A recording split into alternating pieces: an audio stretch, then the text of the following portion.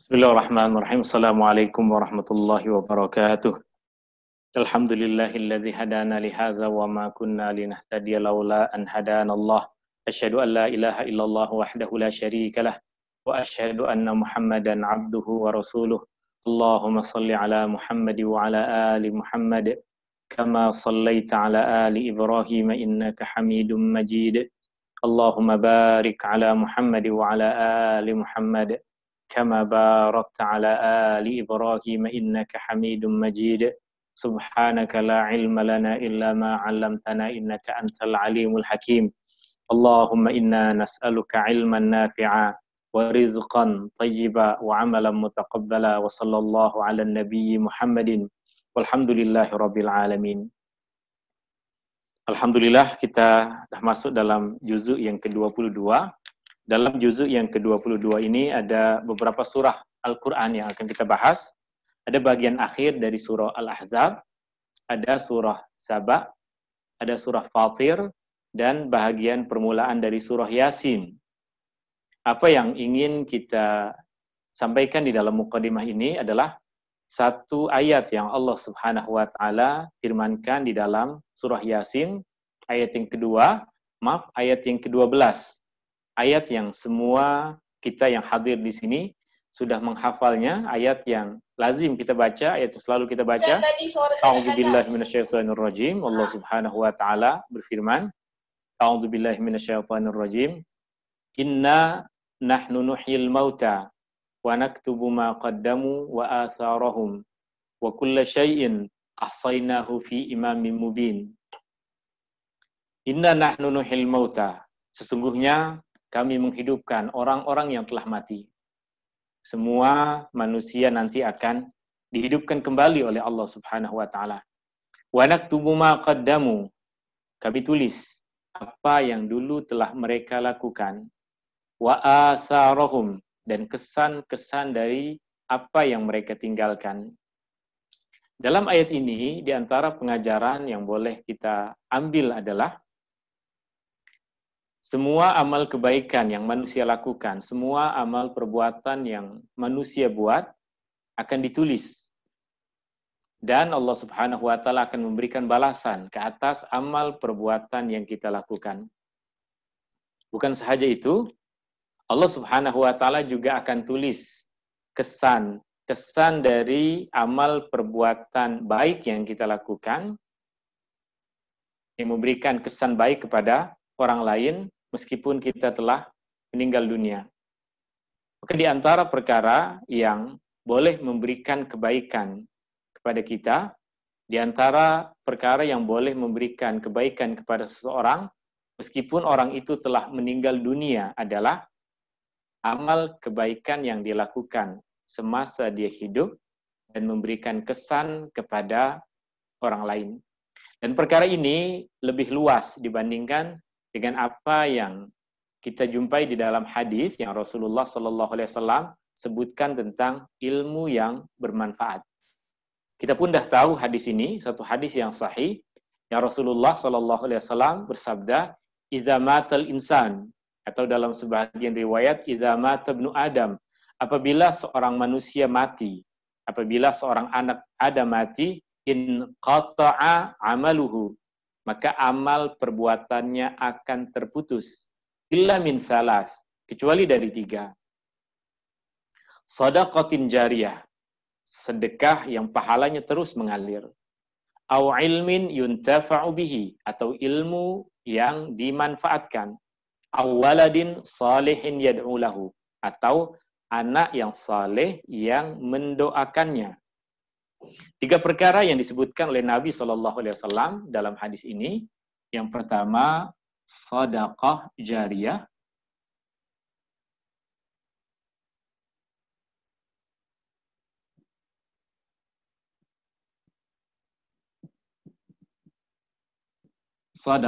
Sedekah.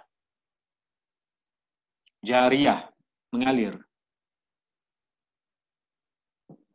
Dan perkara kedua yang disebutkan oleh Rasulullah SAW adalah ilmun yuntafa'u bihi,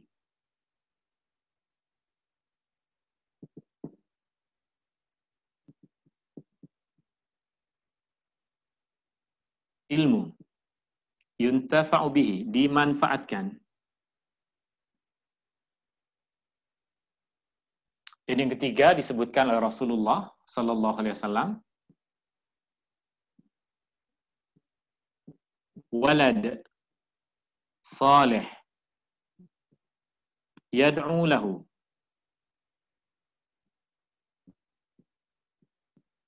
Walad salih, anak salih, yad'u lahu, mendoakannya.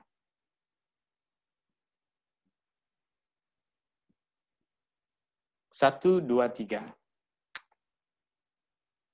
Shadaqatun jariyah, sedekah yang pahalanya terus akan mengalir untuk si mati.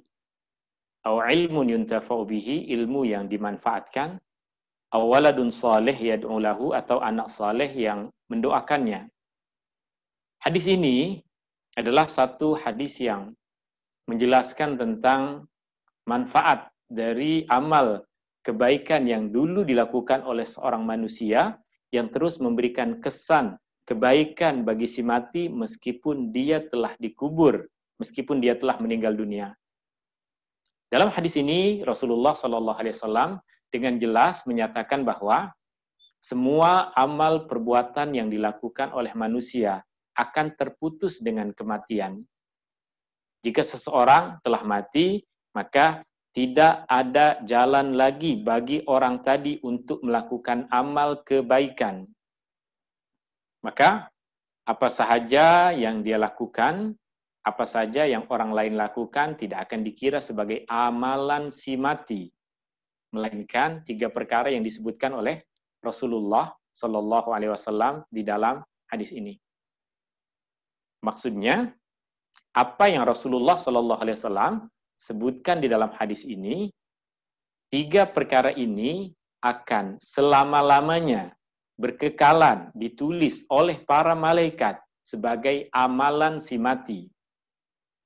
Sebagai amalan si mati, meskipun orang yang sudah mati tadi sudah tidak lagi dapat melakukan perbuatan itu. Kita ambil contoh misalnya, shadaqatun jariyah, sedekah jariyah. Dia membina satu masjid. Dia membina satu masjid. Masjid tersebut berkekalan. Dia telah meninggal dunia. Maka, selagi manfaat dari masjid tersebut digunakan untuk orang-orang melakukan ibadah kepada Allah Subhanahu wa Ta'ala, maka orang yang telah mati tadi, yang membina masjid ini, akan tetap ditulis oleh para malaikat sebagai orang yang bersedekah. Setiap hari, setiap masa, dia ditulis sebagai amalan si mati, bukan amalan orang lain. Sebab masjid itu dibina atas usaha orang ini. Contoh yang kedua, ilmu yang bermanfaat. Ilmu yang dimanfaatkan. Ketika seorang guru mengajarkan satu ilmu kepada muridnya, murid tadi memahami dengan baik apa yang gurunya ajarkan, paham dengan betul, dan murid tadi boleh menggunakan ilmu tadi sebagai panduan dalam dia melakukan amal kebaikan. Sekarang, sang guru telah meninggal dunia. Guru telah mati. Amalan yang dihasilkan oleh murid tadi atas jasa baik tuan guru yang mengajarkan dia ilmu, maka tetap akan ditulis sebagai amalan si mati. Ilmu yang tadi dimanfaatkan akan tetap ditulis oleh para malaikat sebagai amalan si mati. Demikian juga yang ketiga yang disebutkan oleh Rasulullah Sallallahu Alaihi Wasallam.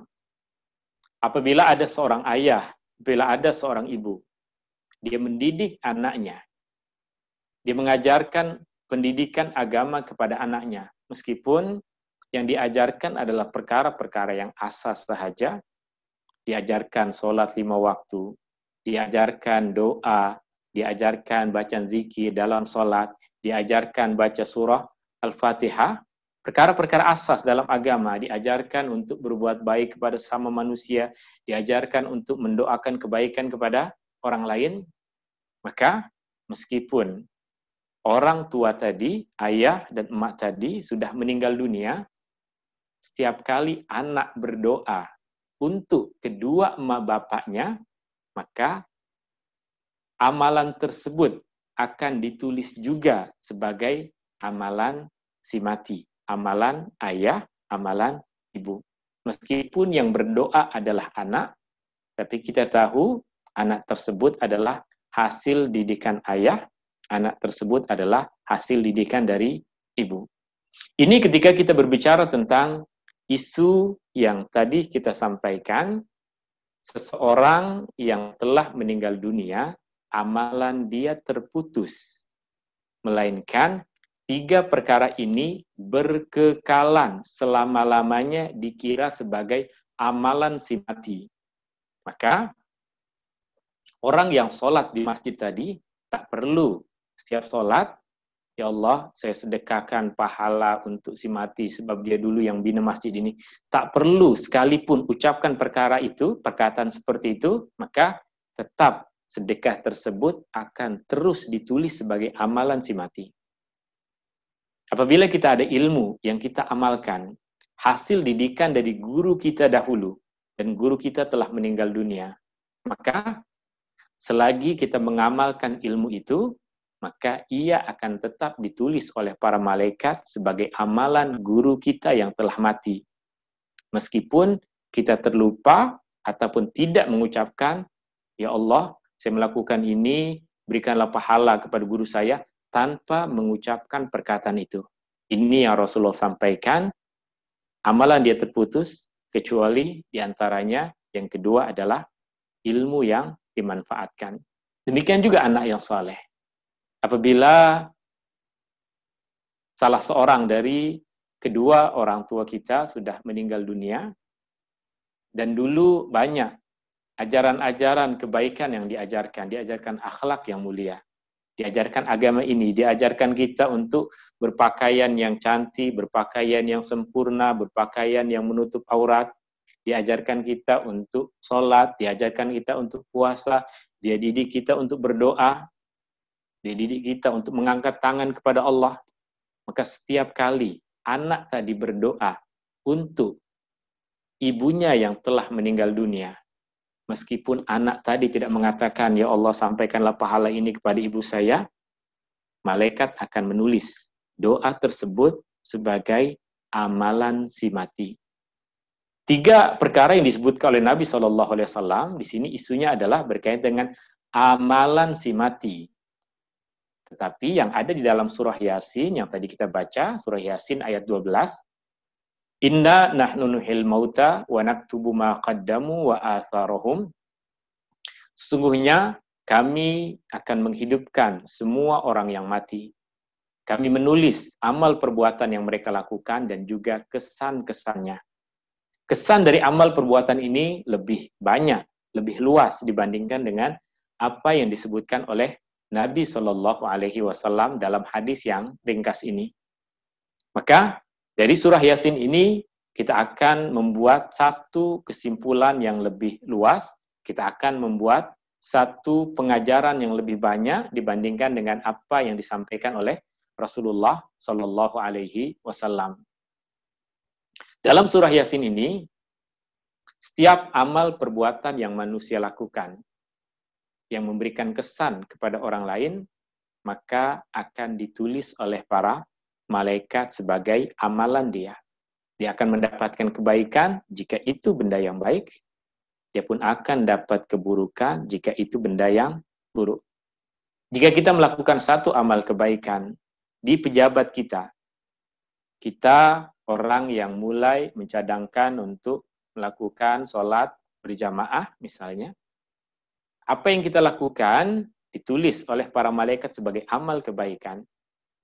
Kemudian dia memberikan kesan yang baik. Mulai di pejabat kita, orang berani dan tidak malu untuk sholat berjamaah. Maka terus berhari-hari perkara itu dilakukan, bulan demi bulan, tahun demi tahun. Sampai akhirnya kita sudah tidak bekerja di pejabat itu, sampai akhirnya kita telah tiada, amalan tersebut tetap disambung, diteruskan oleh orang. Maka ini juga yang disebutkan dalam surah Yasin ini, wa naktubu ma qaddamu wa atharuhum. Kesan baik yang kita tinggalkan akan ditulis oleh para malaikat sebagai amal kebaikan kita. Semua orang yang sholat di situ atas cadangan kita, atas seruan dakwah kita, atas ajakan kita, atas contoh yang kita berikan, semua yang sholat akan dapat pahala masing-masing berasaskan kepada keikhlasan dan amal perbuatan mereka.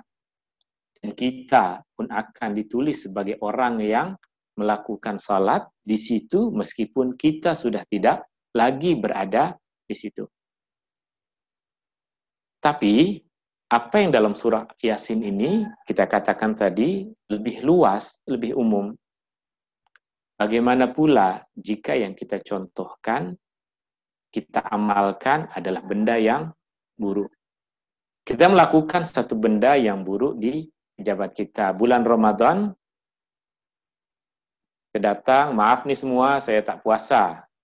Saya tak puasa, hari ini saya malas, saya tak puasa. So, dia tak berpuasa. Dengan memberanikan diri, dia mengumumkan kepada semua orang bahwa saya tidak berpuasa, dia tidak berpuasa, dan dia makan di situ. Maka mulai esokan ada yang berani untuk mengikuti perbuatan yang sama. Akhirnya, hari demi hari, tahun demi tahun, setiap Ramadan, semua memberanikan diri di pejabat itu untuk tidak berpuasa. Maka, orang tadi, meskipun dia telah bertaubat kepada Allah, taubat dia belum lagi dikira cukup untuk menghapuskan kesan buruk yang dia tinggalkan untuk orang lain. Dia mesti juga memberikan peringatan kepada orang itu, dululah saya nih yang buat ini. Saya yang pertama kali mencontohkan benda buruk ini. Maka saya mohon semuanya, saya sudah sampaikan sekarang, saya sudah bertaubat, jangan ikuti lagi perbuatannya, saya tidak tanggung jawab terhadap apapun yang semua orang lakukan selepas saya sampaikan perkara ini. Mesti dilakukan perkara seperti itu, karena keburukan yang kita lakukan bukan sahaja memberikan kesan kepada diri kita, tapi memberikan kesan kepada orang lain. Maka, jika kita paham tentang perkara ini, maka kita jangan menghina, kita jangan merasa hairan, kita jangan memaki jika ada seorang artis, seorang selebritis, seorang yang terkenal, seorang public figure, seorang yang menjadi contoh bagi orang ramai, mengisytiharkan bahwa dia telah bertaubat. Jangan kita katakan, nak bertaubat, pergilah masjid seorang diri, tak perlu buat pengumuman, tak perlu semua orang tahu. Tidak seperti itu. Jika kita adalah orang yang menjadi contoh bagi banyak orang, jika kita adalah orang yang diikuti setiap perbuatan kita oleh ramai orang, jika perbuatan kita baik, maka terus akan ditulis oleh para malaikat amal kebaikan yang kita buat dan kesan-kesannya pada orang lain. Bagaimana pula jika yang kita contohkan adalah benda yang buruk? Sebab kita buat satu video TikTok, semua orang jadi ikut. Sebab kita buat benda yang buruk tadi, semua orang jadi ikut. Bukan TikTok nih selalu ada yang buruk, ada benda baik, ada perkongsian yang baik, ada hiburan, ada perkara yang mendidik. Tapi yang menjadi contoh yang tengah kita sebutkan sekarang adalah bagaimana jika seseorang sudah memiliki banyak pengikut, banyak follower, dan dia melakukan satu contoh, memberikan satu contoh, satu perbuatan yang tak elok, perbuatan yang buruk, perbuatan yang dalam pandangan agama adalah perbuatan dosa. Berapa banyak anak-anak remaja, berapa banyak kanak-kanak, beberapa ramai masyarakat yang akan terpengaruh dengan perbuatan tersebut. Maka ketika dia bertaubat dari perbuatan tadi, tidak cukup, tidak memadai, dia masuk dalam bilik, dia tutup pintu, dia ambil sejadah, dia wudhu, sholat, menangis sekuat-kuatnya di situ kepada Allah. Tidak cukup seperti itu. itu taubat ke atas amal perbuatan pribadi yang dia lakukan. Sekarang, kesan buruk dari amal perbuatan yang dia lakukan telah tersebar. Maka dia kena mengisytiharkan. Dia mesti mengisytiharkan kepada orang lain, saya menyesal telah melakukan perbuatan tersebut, sudah menjadi contoh yang tidak baik untuk remaja-remaja, untuk anak-anak muda, untuk masyarakat, maka tolong tinggalkan semua benda itu, kita sama-sama bertaubat. Jika dia sudah menyampaikan perkara tersebut, maka sudah terlepas tanggung jawab dia.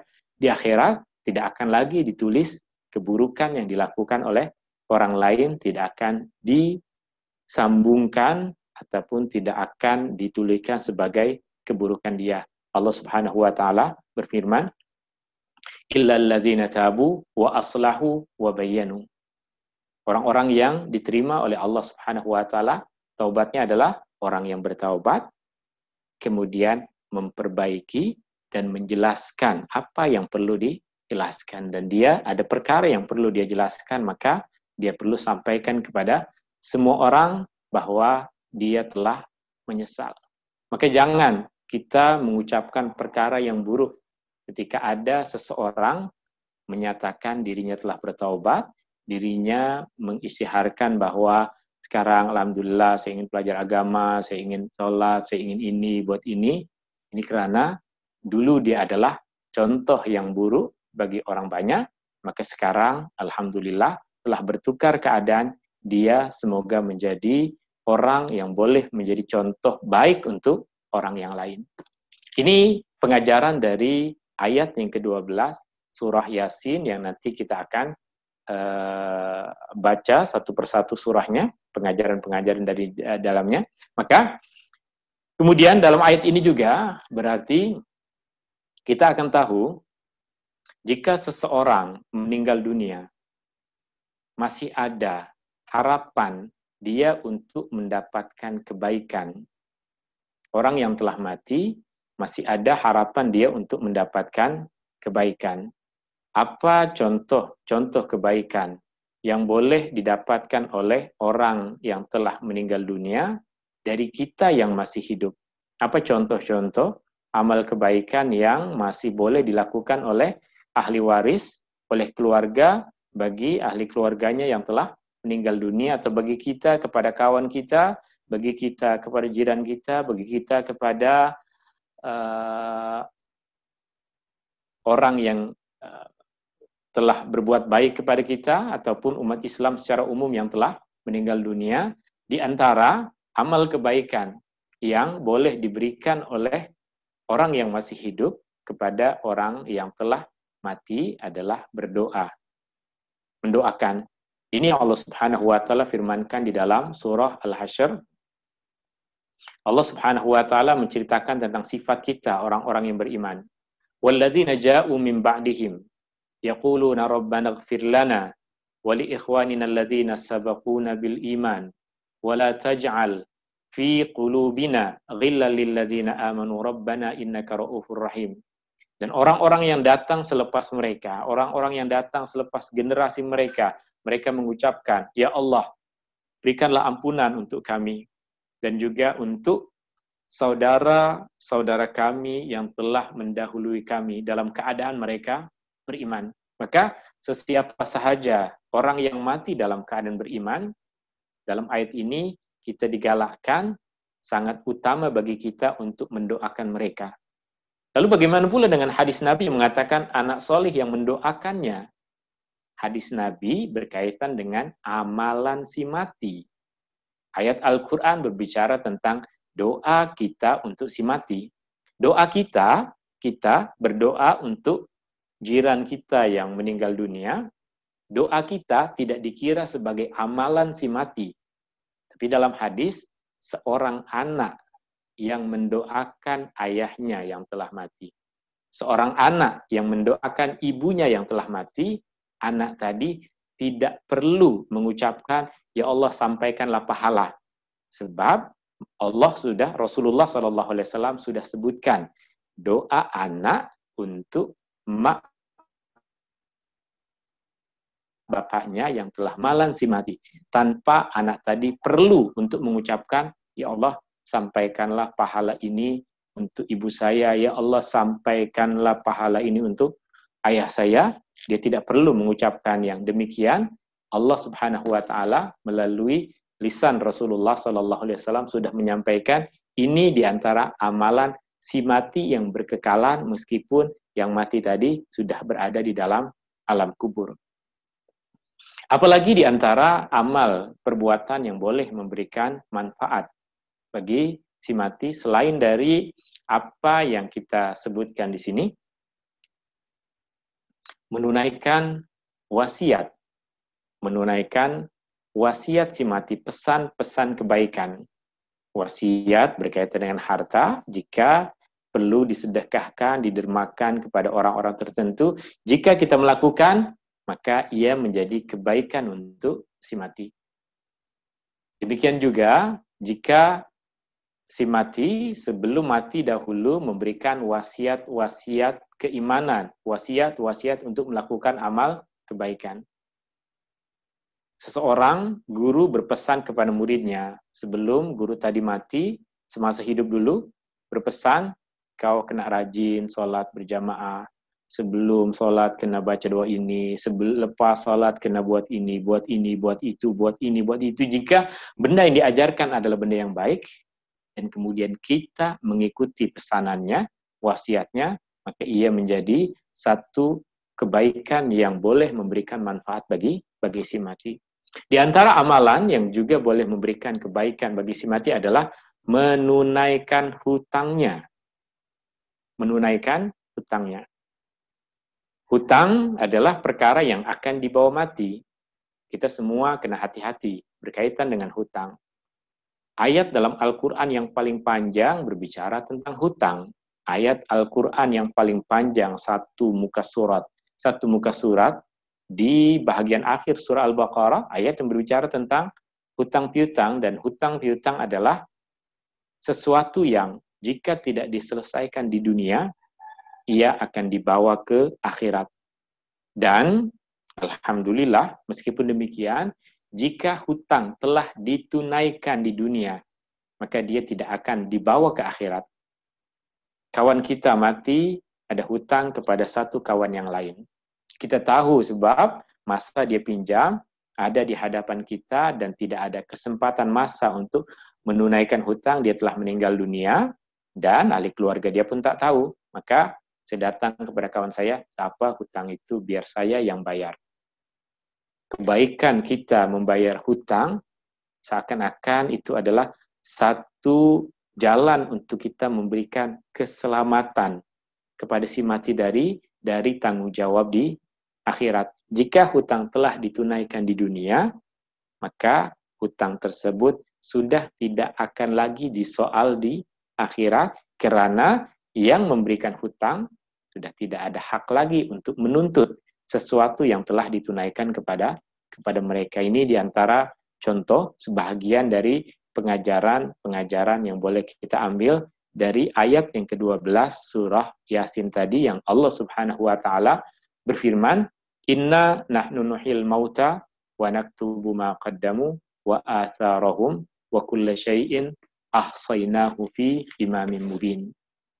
Kita akan masuk ke dalam juzuk yang ke-22 bermula dari akhir surah Al-Ahzab. Apa pengajaran-pengajaran dari surah ini kita akan tulis. Semoga apa yang kita tulis ini boleh memberikan kepada kita kepahaman, meskipun tentunya sejak awal dulu kita sebutkan bahwa setiap ayat Al-Quran, pengajaran di dalamnya adalah sangat luas. Setiap ayat, kita tidak membaca setiap ayat. Satu juzuk kadang hanya 3, 4, 5, 6 pengajaran yang kita ambil, maka kita yakin apa yang kita sampaikan ini hanya sedikit dari sedikit, hanya sangat sedikit dari apa yang boleh kita sampaikan pengajaran-pengajarannya. Juzuk yang ke-22,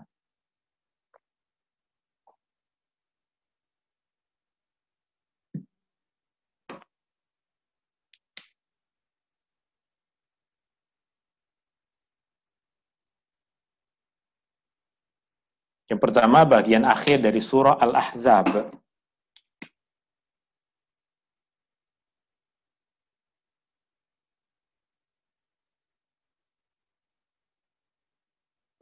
Dari surah Al-Ahzab, di antara pengajaran yang boleh kita ambil di sini, mulai dari ayat 31 sehingga ayat 59 adalah pesan-pesan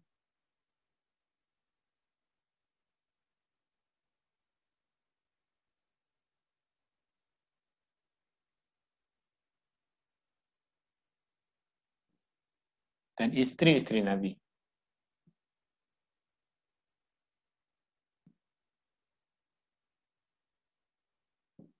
Mulai dari ayat 31 hingga ayat 59.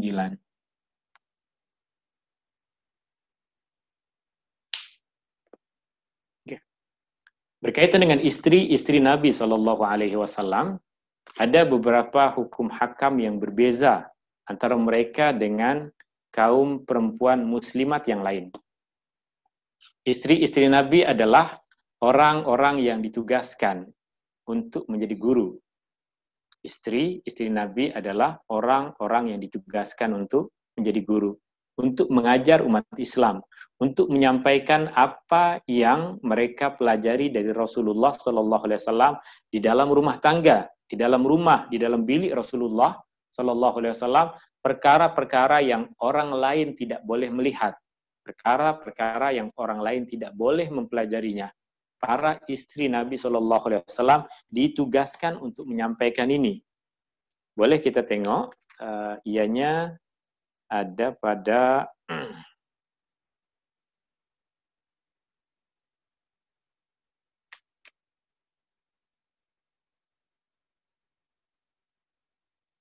kita tengok ayat yang menjelaskan tentang perkara ini.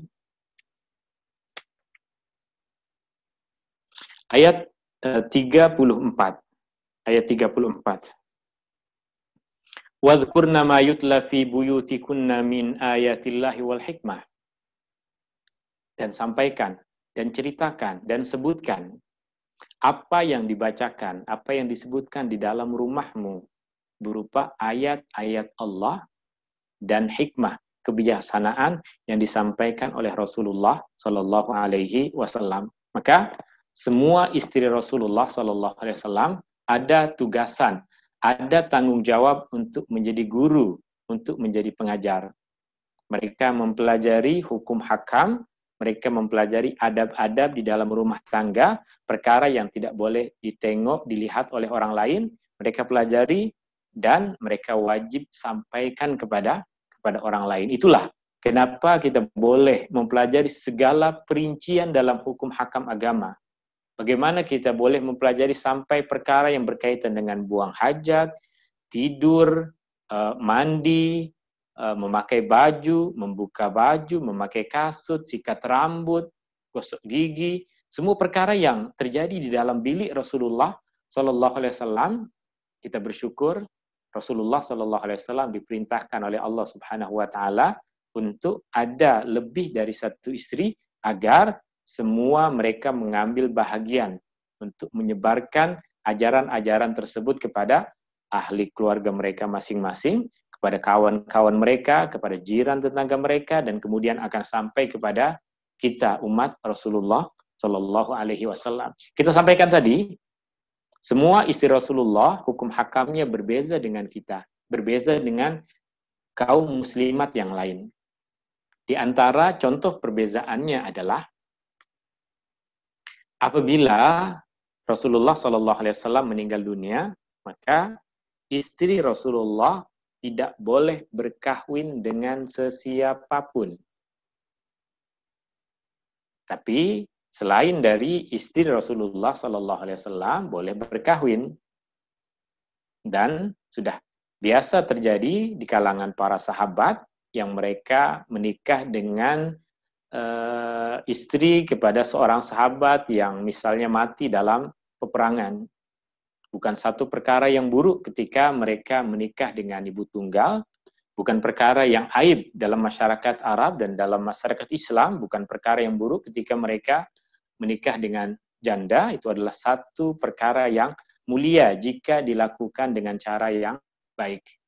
Tapi istri Rasulullah selepas kematian Rasulullah, mereka tidak boleh berkahwin dengan sesiapapun. Justru Allah mensifatkan semua istri Rasulullah SAW sebagai ibu kepada orang-orang yang beriman. Maka para sahabat, jika mereka memanggil istri Rasulullah SAW, mereka sering memanggilnya dengan perkataan ya ummah.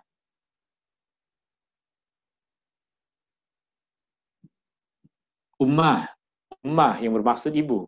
Ummah. Atau memanggilnya dengan perkataan ummi, atau yang memanggilnya dengan perkataan ya ummal mukminin. Mereka memanggil istri Rasulullah SAW dengan perkataan ibunda. Di antara perkara yang membezakan antara istri Rasulullah SAW dengan kebanyakan perempuan yang lain adalah mereka tidak boleh menampakkan wajah mereka melainkan kepada ahli keluarga mereka. Hanya boleh menampakkan wajah mereka kepada Rasulullah, kepada ahli keluarga mereka yang lelaki dan perempuan, dan kepada kaum perempuan. Kepada lelaki yang lain mereka tidak boleh menampakkan wajah. Maka menutup wajah ataupun membuat tabir penghalang antara diri mereka dengan orang lain, ini adalah satu kewajiban ke atas istri-istri Rasulullah SAW yang tidak diwajibkan ke atas perempuan yang lain. Perempuan yang lain, umat Islam yang lain diberikan pilihan, boleh memakai burdah ke apa? Yang untuk menutup wajah bagi kaum perempuan. Selain dari istri Rasulullah SAW diberikan pilihan, boleh memakai, boleh tidak. Sebab mereka memakai tak salah, mereka tidak memakainya juga tidak salah. Tapi bagi istri Rasulullah SAW, bukan saja itu. Jika mereka ingin berbicara dengan kaum lelaki, jika kaum lelaki ada hajat untuk bertanya kepada mereka tentang perkara agama, maka mereka mesti lakukan di sebalik hijab, tirai yang memisahkan antara mereka dengan orang-orang muslim yang lain. Para sahabat, para tabi'in, selepas kematian Rasulullah SAW, sering datang kepada istri-istri Rasulullah SAW untuk belajar, untuk bertanya, untuk memberikan bantuan, untuk meminta bantuan, untuk meminta kepada mereka penjelasan tentang isu-isu yang mereka jumpai. Maka mereka tidak boleh bertatap muka dengan istri Rasulullah SAW. Mereka hanya boleh melakukannya di sebalik pintu, di belakang tingkap, di belakang tirai, di belakang tabir penghalang antara mereka dengan istri Rasulullah SAW. Maka pada masa itu yang paling seronok, yang paling merasa bertuah adalah ahli keluarga kepada istri-istri Rasulullah SAW. Misalnya di kalangan tabi'in ada seorang ulama yang bernama Urwah bin Zubair. Urwah bin Zubair adalah keponakan kepada Aisyah. Urwah bin Zubair adalah keponakan kepada Aisyah, maka masuk dalam ahli keluarga Aisyah, maka dia dengan mudah boleh masuk ke rumah Rasulullah SAW, ke rumah Aisyah tanpa perlu ada penghalang, tanpa perlu ada protokol seperti yang tadi kita sebutkan. Maka lebih banyak ilmu yang dia dapatkan dibandingkan kebanyakan orang lain. Ini diantara pesanan-pesanan Allah Subhanahu wa Ta'ala yang membezakan antara istri Rasulullah dengan istri orang lain, dengan perempuan muslimah yang lain. Dan selain itu, tanggung jawab mereka di akhirat pun besar. Jika mereka melakukan dosa, maka mereka mesti menanggung 2 kali ganda balasannya di akhirat. Jika mereka melakukan dosa. Jika mereka melakukan kebaikan, dan ini yang kita yakin pada istri-istri Rasulullah SAW, maka Allah pun akan lipat gandakan pahala kebaikan yang Allah berikan kepada mereka. Ini pengajaran yang pertama, pesan-pesan untuk Nabi dan istri-istri Nabi Shallallahu Alaihi Wasallam. Di antara contoh pesan untuk Nabi yang Allah Subhanahu Wa Taala sampaikan di sini dalam ayat pesanan untuk Nabi, boleh kita baca ayat 45, 46, 47, 48. Ya ayuhan nabiyyu inna arsalnaka syahida wa mubashshira wa nadhira. Wahai Nabi, sungguhnya kami mengutusmu sebagai saksi, sebagai pembawa berita gembira, sebagai pemberi peringatan. Wa da'iyan ilallahi bi iznihi wa sirajan munira. Dan engkau sebagai penyeru ke jalan Allah dengan izin Allah, dan sebagai cahaya yang memberikan penerangan. Wa basyiril mu'minin. Wahai Nabi, berikanlah berita gembira kepada orang-orang yang beriman. Bi anna lahum minallahi fadlan kabira, bahwa mereka dari Allah akan mendapatkan satu kurnia yang besar. Wala tuti'il kafirin wal munafiqin. Jangan engkau ikuti orang-orang kafir, orang-orang munafik. Wada azahum. Biarkan saja gangguan mereka. Wa tawakkal 'ala Allah, bertawakal kepada Allah. Wa kafa billahi wakila, dan cukuplah Allah sebagai wakil. Pengajaran yang kedua yang kita dapatkan dari surah Al-Ahzab ini adalah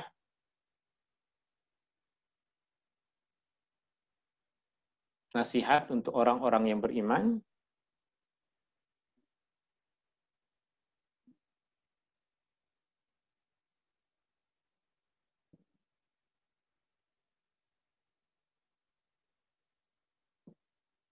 agar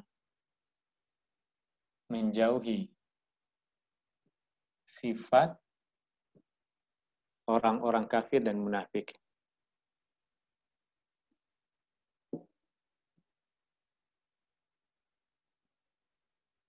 Ayat 60 hingga ayat 73. Ayat 60 sehingga akhir surah Al-Ahzab ayat 73. Di sini Allah Subhanahu wa taala berfirman misalnya di ayat 60, la illam yantahil munafiquna walladzina fi qulubihim maradun wal murjifuna fil madinah lanughribannaka bihim thumma la yujawirunaka fiha illa qalila mal'unina aynama suqifu ukhizu wa qutilu taqtila. Allah Subhanahu wa taala menjelaskan agar kita orang-orang yang beriman menjauhi sifat orang-orang yang munafik. Meskipun sifat orang-orang munafik ini akan terus ada di dalam sejarah umat Islam. Dalam masa Rasulullah ada kumpulan orang-orang munafik. Di masa kita boleh jadi tak ada kumpulan orang-orang munafik, tetapi banyak orang-orang yang berperangai dan orang-orang yang bersifat seperti orang munafik. Ini akhir dari surah Al-Ahzab, juga satu pengajaran yang lain di dalam surah Al-Ahzab.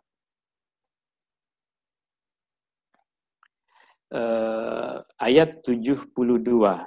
Firman Allah Ta'ala, Inna aradna al-amanata 'ala as-samawati wal ardi wal jibali fa'abaina ayyahmilnaha wa ashfaqna minha wa hamalaha al-insanu innahu kana zaluman jahula. Kami tawarkan amanah kepada langit dan bumi, kepada gunung ganang, dan semua menolaknya. Merasa berat untuk memikul amanah Allah. Lalu amanah ini dipegang oleh manusia. Dan manusia disifatkan sebagai zalum jahul. Manusia banyak melakukan perbuatan yang zalim. Manusia banyak kejahilan. Banyak perkara yang dia tidak ketahui. Amanah yang Allah Subhanahu wa taala berikan di sini adalah untuk mengimarahkan bumi. Amanah untuk mengimarahkan bumi yang telah dipikul oleh manusia. Manusia yang mau dan ingin mengubah segalanya yang ada di bumi ini. Dan Allah sifatkan manusia dengan dua sifat itu. Manusia banyak melakukan kezaliman dan manusia banyak kejahilan. Tetapi di sebalik, sifat manusia yang seperti itu akan dijumpai banyak manusia-manusia yang tetap memilih untuk tunduk, untuk taat kepada Allah, untuk mengikuti apa yang Allah perintahkan dan menjauhi apa yang Allah Subhanahu wa taala larang. Selesai surah Al-Ahzab, kita akan berpindah kepada surah yang kedua, surah Saba, yang di sini kita akan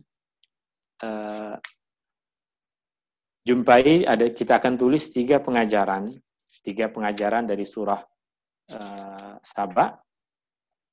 Saba merujuk kepada satu negeri yang katakan negeri ini berada di dekat Yaman dahulu, satu negeri yang sangat cantik, tapi karena keingkaran dan kekufuran yang tersebar di negeri itu pada masa itu, Allah Subhanahu wa taala berikan ujian kepada mereka berupa satu banjir yang menghancurkan semua yang ada di negeri itu. Maka selepas itu yang hanya boleh tumbuh di kampung mereka, di negeri mereka adalah pokok-pokok yang berduri saja. Semua taman-taman yang indah hancur, semua perhiasan kemegahan yang ada pada mereka dulu semua telah binasa. Allah Subhanahu wa taala gantikan semua yang indah tersebut dengan perkara-perkara, dengan pokok-pokok duri yang menakutkan semua orang yang pergi ke sana. Surah Saba, di antara pengajaran yang pertama adalah iman kepada Allah, hari akhir, dan wahyu.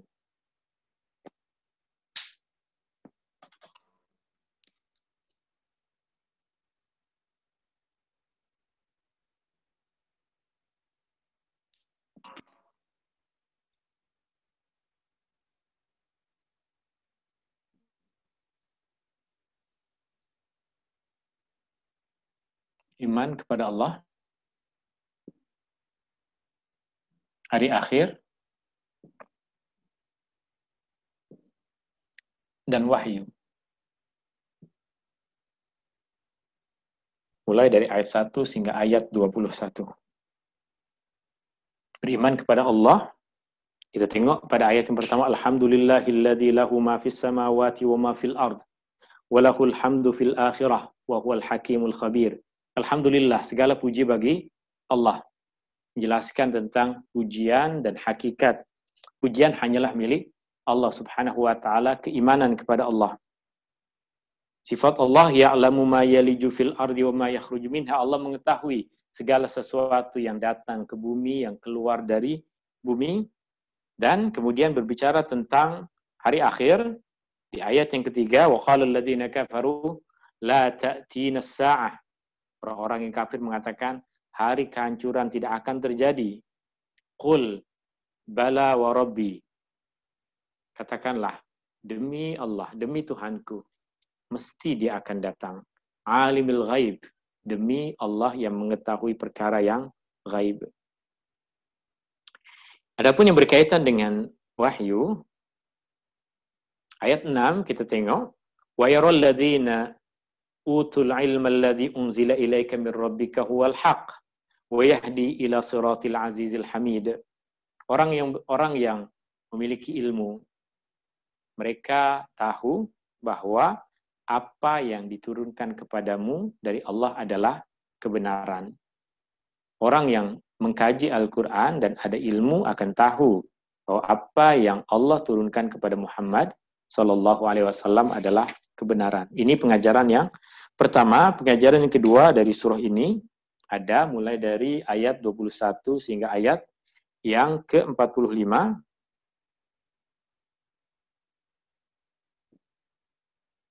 Berbicara tentang Tuhan-Tuhan yang disembah selain Allah.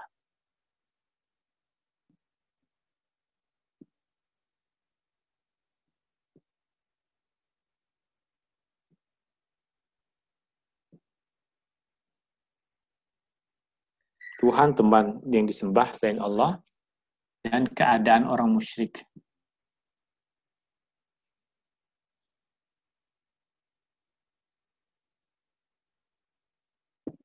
Ayat 22 sehingga ayat 45.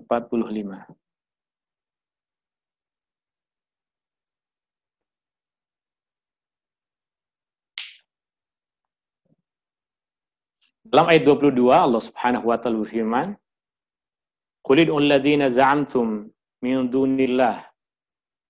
Katakan, serulah, panggillah sesiapa sahaja yang kalian seru selain Allah. La yamlikuna mithqala dzarratin fis samawati wala fil ard. Mereka tidak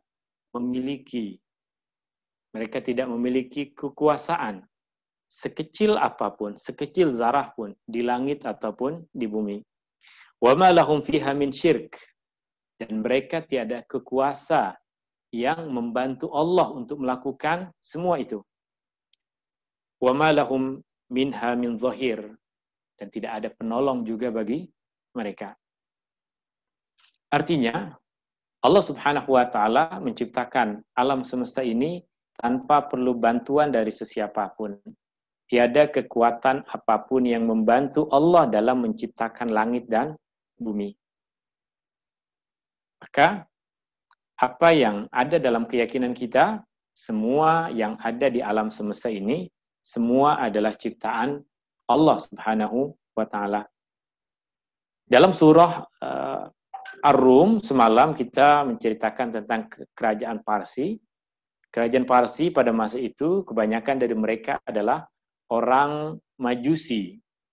Apa orang Majusi itu? Orang Majusi adalah orang yang memiliki keyakinan bahwa ada dua kekuatan di alam semesta ini yang sentiasa memperebutkan kekuasaan. Kekuatan yang baik dan kekuatan yang buruk. Tuhan yang baik dan Tuhan yang buruk. Tuhan yang buruk mereka lambangkan dengan kegelapan. Dan Tuhan yang baik mereka lambangkan dengan api, dengan cahaya.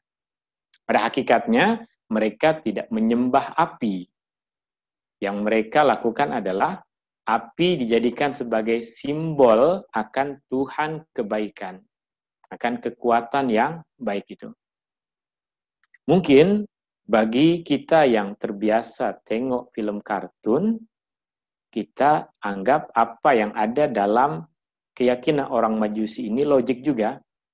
Ada kekuatan jahat, ada kekuatan baik yang sentiasa berperang, sentiasa berlawan. Tetapi yang terlepas pandang dari kita yang punya kesimpulan seperti itu adalah dalam keyakinan orang-orang Majusi, Tuhan yang mereka sifatkan sebagai kebaikan ini hanya mampu melakukan benda-benda yang baik. Di mana semua benda yang buruk dilakukan oleh Tuhan yang buruk tadi, oleh kekuatan yang buruk.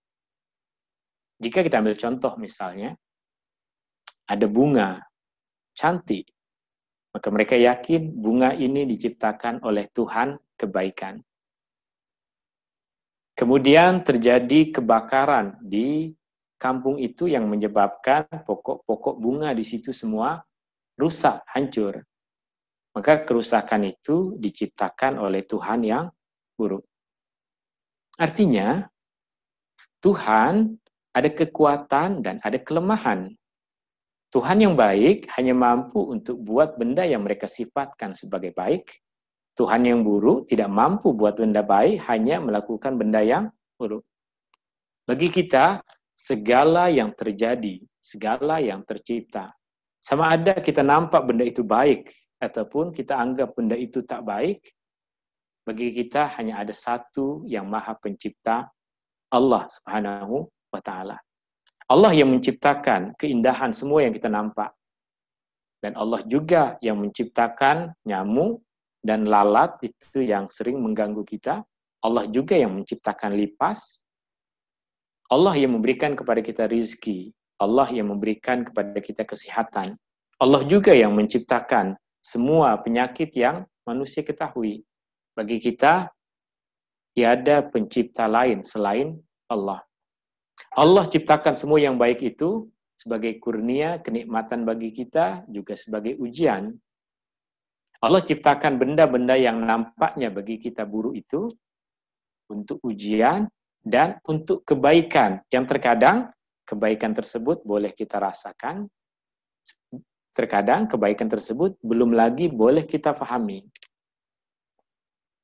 Kita ambil contoh, penyakit. Satu perkara yang kita anggap sebagai satu keburukan. Kita tahu penyakit dari Allah. Maka sudah tentu, inna ma'al usri yusra, bersama dengan kesusahan akan ada kesenangan. Jika kita tak sakit, maka banyak orang yang tidak mendapatkan jalan untuk mencari nafkah sebab mereka mendapatkan nafkah melalui bantuan yang mereka berikan kepada orang yang sakit. Artinya, di sebalik satu perkara yang kita anggap buruk, ada kebaikan yang Allah berikan kepada sebahagian manusia yang lain. Di sebalik kesusahan yang kita rasakan, kita nampak, ada kebaikan yang Allah Subhanahu wa taala berikan kepada makhluk-makhluk yang lain. Pada masa di mana kita semua manusia tak boleh keluar rumah, maka makhluk-makhluk Allah yang lain rasa selesa di bumi ini, jauh dari gangguan manusia. Burung-burung, binatang-binatang boleh keluar tanpa ada rasa takut akan gangguan dari manusia. Perkara yang kita anggap buruk, ada kebaikan yang Allah Subhanahu wa taala zahirkan kepada makhluk-makhluk yang lain. Maka Tuhan yang disembah selain Allah, Tuhan yang disembah selain Allah, tiada kekuatan apapun mereka. Mereka hanya nama, mereka hanya anggapan manusia. Pada hakikatnya mereka tidak memiliki kekuatan, pada hakikatnya mereka pun sama seperti kita, makhluk yang Allah Subhanahu wa taala ciptakan.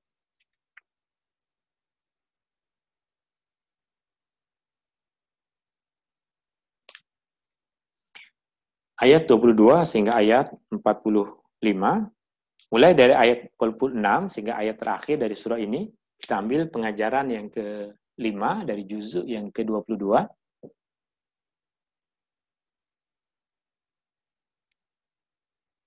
Perintah untuk memberi peringatan.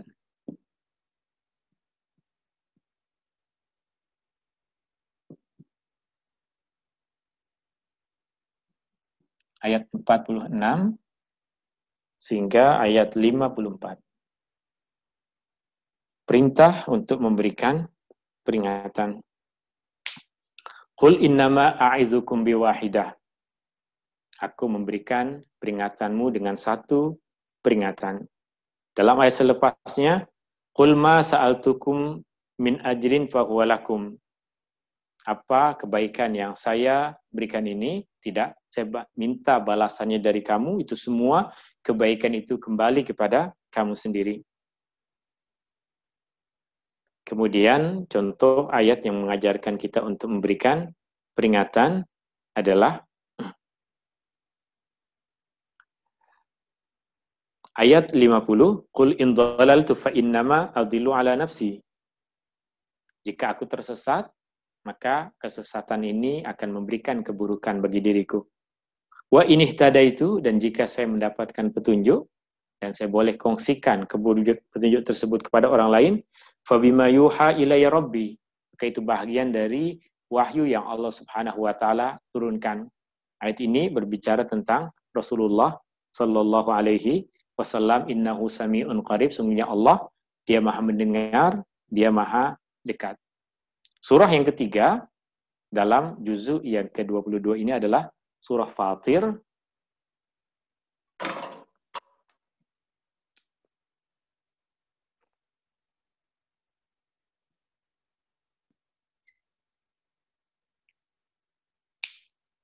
Surah Fatir.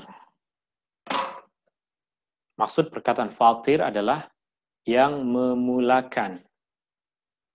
Maksud perkataan Fatir adalah yang memulakan. Maka kita ada dalam bahasa yang sering kita gunakan, ada perkataan iftar. Iftar itu adalah makanan yang permulaan kita makan ketika masuk waktu maghrib. Iftar kita katakan sebagai berbuka puasa. Iftar arti asalnya adalah pembuka. Dia makanan yang pertama kali kita makan pada waktu maghrib. Jika kita tidak berpuasa, kita makan pagi, sarapan, dalam bahasa Arab ini dinamakan fatur. Fatur juga berasal dari huruf yang sama, fa, ta dengan ra. Tambahkan waw, fatur. Maka perkataan fatir yang memulakan. Yang memulakan kejadian langit dan bumi adalah Allah Subhanahu wa Ta'ala.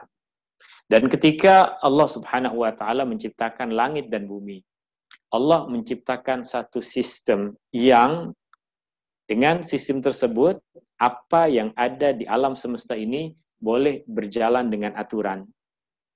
Maka sedikit demi sedikit manusia mempelajari aturan yang Allah Subhanahu wa Ta'ala ciptakan pada alam semesta itu. Matahari terbit pukul berapa, terbenam pukul berapa, kemudian pada tarikh seperti ini yang terjadi seperti apa, bergerak seperti apa, angin kemana, menunjukkan hujan atau tidak hujan, semua itu dipelajari dari apa, dari sistem yang Allah Subhanahu wa Ta'ala letakkan pada alam semesta.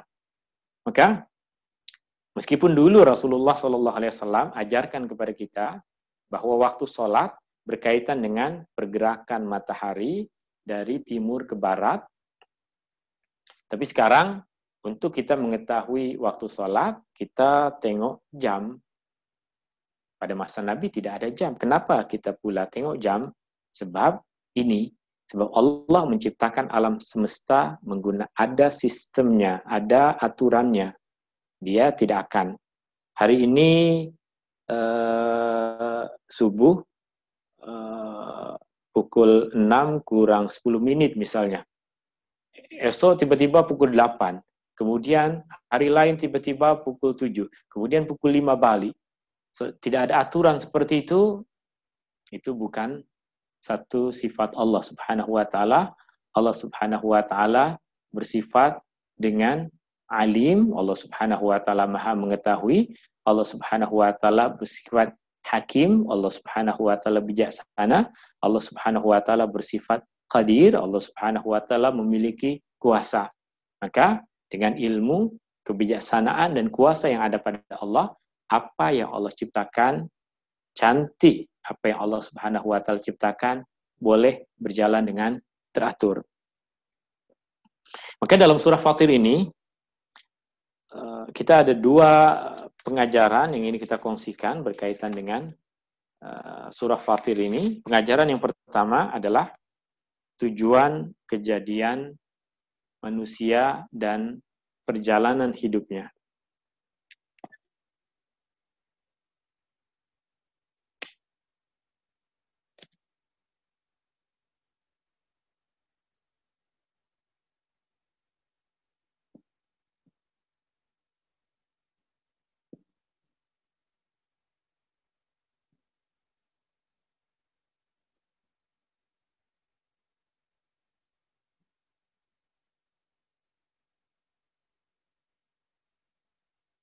Mulai dari ayat 1 hingga ayat 28. Ayat 1 hingga ayat 28. Ayat yang menegaskan tentang apa yang kita sampaikan di sini berkaitan dengan kejadian manusia adalah di ayat yang ke-11. Wallahu khalaqakum min turabin summa min nutfatin summa ja'alakum azwaja. Allah dahulu menciptakan kamu semua dari tanah. Itu Adam yang diciptakan dari tanah. Summa min nutfatin. Kemudian dari satu titik darah. Summa ja'alakum azwaja. Kemudian Allah jadikan kamu semua berpasang-pasangan. Wa ma tahmilu min unsa wa la tad'u illa bi'ilmi. Tidak ada perempuan yang mengandung ataupun melahirkan melainkan Allah mengetahuinya, melainkan semua terjadi dalam ilmu Allah. Wa ma yu'ammaru min mu'ammarin wa la yunqasu min umurihi illa fi kitab. Orang yang Allah panjangkan umurnya, orang yang dipendekkan umurnya, semua sudah tertulis di Lauh Mahfuz. Inna dzalika 'ala Allah yasir. Semua perkara itu adalah mudah bagi Allah. Tapi selain Allah Subhanahu wa Ta'ala sebutkan tentang kejadian manusia, perjalanan hidup manusia, Allah Subhanahu wa taala di permulaan surah ini juga berbicara tentang malaikat. Allah berbicara tentang malaikat agar kita mengambil pengajaran. Allah Subhanahu wa taala agungkan kejadian malaikat. Tetapi Allah tidak lantik malaikat sebagai khalifah di atas muka bumi ini. Allah pilih manusia. Allah ciptakan malaikat seperti dalam ayat yang pertama, Alhamdulillahi fatiris samawati wal ard, ja'ilil malaikati rusula, uli ajnihatim masna wa thulasa wa ruba' yazidu fil khalqi ma yasha, innallaha ala kulli syai'in qadir. Segala puji bagi Allah yang memulakan kejadian langit dan bumi. Dia jadikan para malaikat sebagai utusan. Malaikat dijadikan sebagai utusan. Ada yang diutus oleh Allah untuk menyampaikan wahyu, ada yang diutus oleh Allah untuk menyampaikan rizki, ada yang diutus oleh Allah untuk mencabut nyawa, ada yang diutus oleh Allah untuk memberikan ketenangan ke dalam hati orang-orang yang beriman, ada yang diutus oleh Allah Subhanahu wa taala untuk membisikkan kebaikan ke dalam hati orang-orang yang beriman. Uli ajnihah, dan para malaikat ini memiliki sayap. Masna, ada yang sepasang. Sulasa, ada yang sampai 3 pasang. Waruba, ada yang 4 pasang sayap. Yazidu fil khalqi ma yasha. Dan Allah berikan tambahan pada kejadian sebagian makhluknya sesuai dengan apa yang dia kehendaki.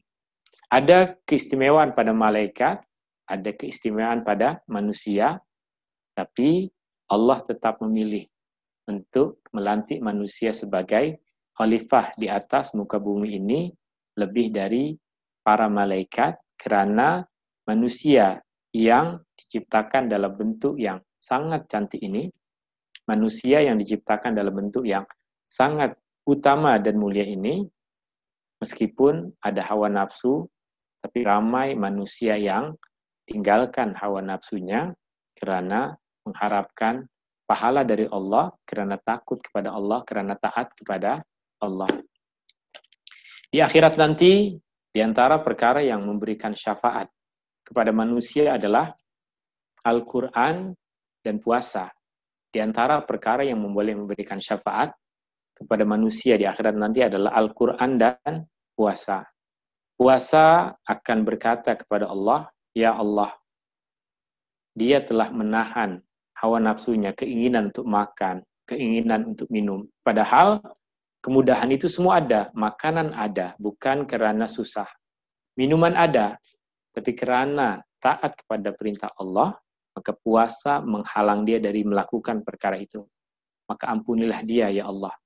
Puasa akan memintakan ampun kepada Allah untuk orang-orang yang berpuasa. Demikian juga Al-Quran, yang menahan rasa malas, rasa mengantuk untuk membaca, untuk mempelajari ayat-ayat Allah, maka Al-Quran akan memberikan syafaat kepada orang-orang yang membacanya untuk di akhirat nanti. Pengajaran yang kedua dari surah Fatir adalah, saya tulis di sini adalah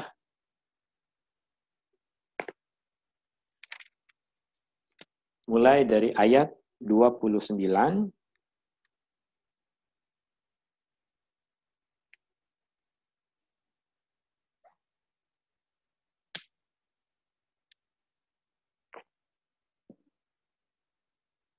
orang-orang yang berpegangan kepada Al-Quran.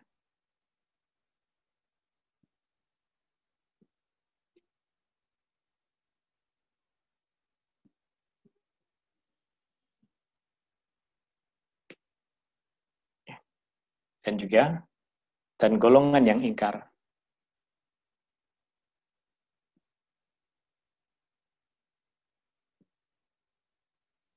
Ayat 29 sehingga akhir surah ini ayat 45.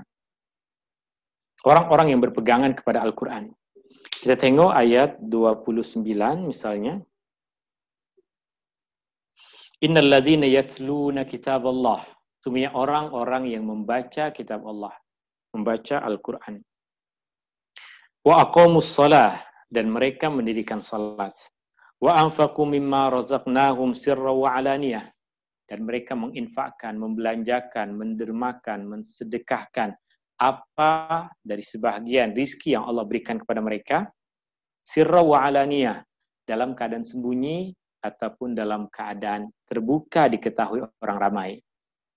Membaca Al-Quran, sholat, sedekah, 3 perkara ini baik dilakukan secara sembunyi-sembunyi, juga baik dilakukan secara terbuka di hadapan orang ramai.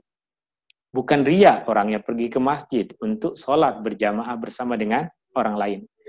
Bukan riya orang yang memberikan sedekah, kemudian memperlihatkannya kepada orang lain.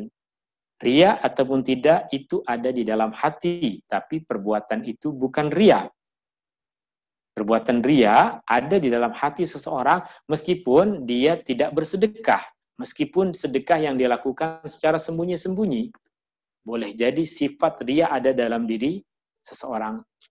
Jika ikhlas, maka tidak memberikan kesan perbuatan tersebut dilihat ataupun tidak oleh orang lain.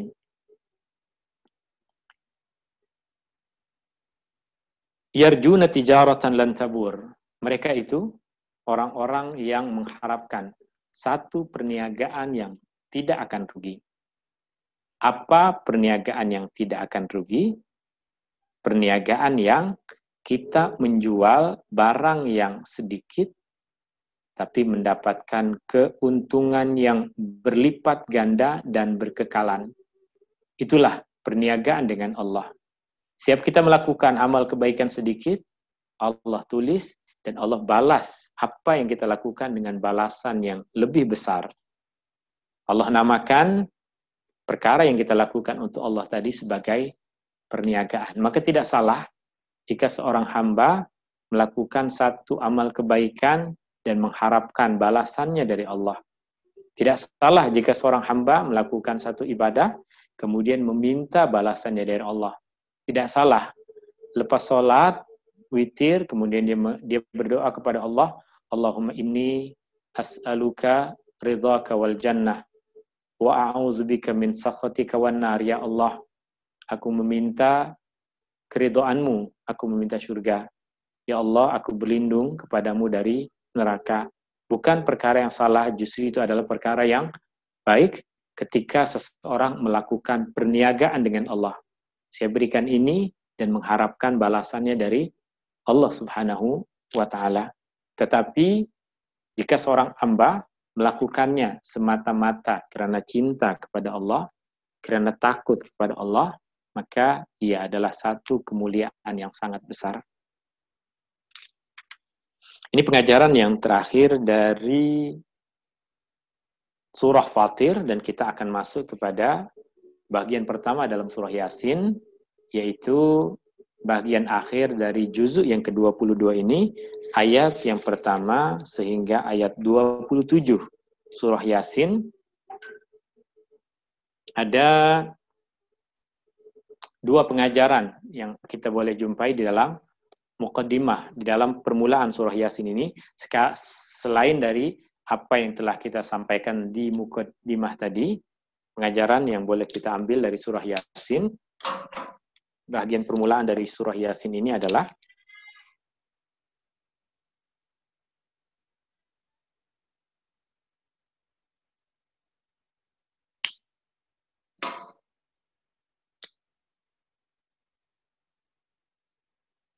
berkaitan dengan Al-Quran dan perintah untuk mengikuti Rasul. Surah Yasin ayat 1 sehingga ayat 27.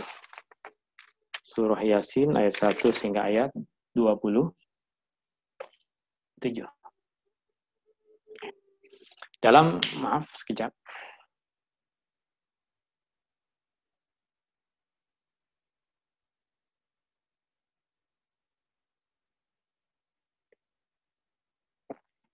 Dalam surah Yasin ini, ianya dimulakan dengan firman Allah, Yasin wal Qur'anil Hakim. Allah berbicara tentang Al-Quran.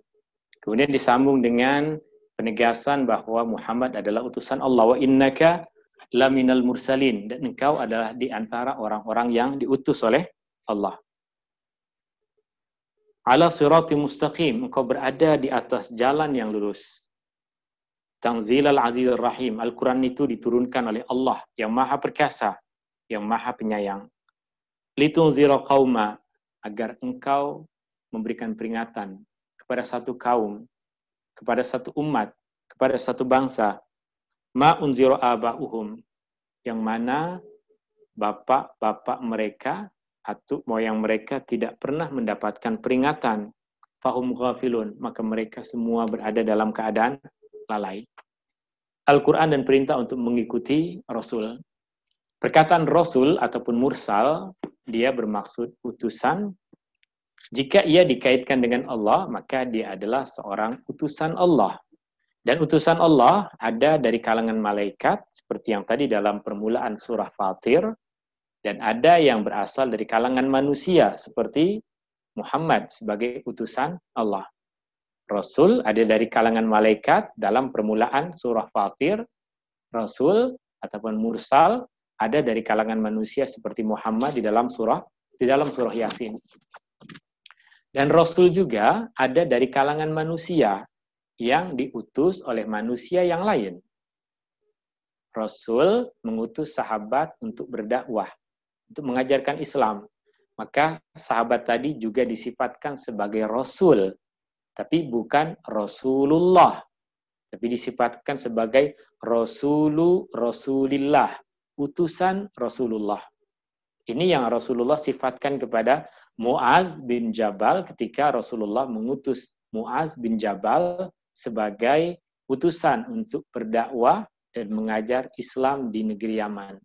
Mu'adz disifatkan sebagai Rasulillah, sebagai seorang Rasul, utusan, tapi bukan utusan Allah, tapi utusan Rasulullah Sallallahu Alaihi Wasallam.